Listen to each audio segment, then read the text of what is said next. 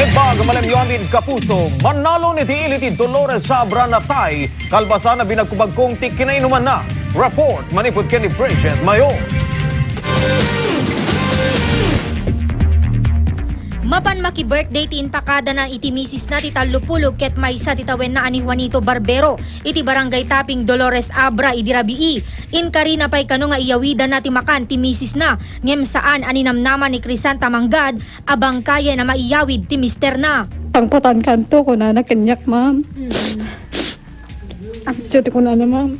Abante amok nga mapasamak enjay ma'am papanon na. Sumati pa kada ma'am. Dua asugat iti barukong kentenged ti insigida nga patay ni Barbero kalpasan a binagbagkong ti kinainuman na ani Wilfredo Zapata Jr. Iti palawag ti nagpa-birthday a nakapasamakan ti insidente. Agalas 12 tay parbangon, tilaengen sospek ken biktima tinabating agsangsango nga agin inom. Agin inistorya pay laeng kano dagiti dua, aging ga nagpakada ti sospek iti akin balay, ken addan nangegna a nagtupak iti daga.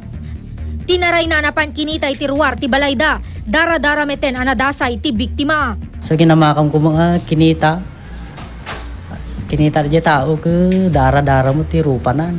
So dajay kinamakam ko pe kayong ininobramong kunak ni jay dimagkong.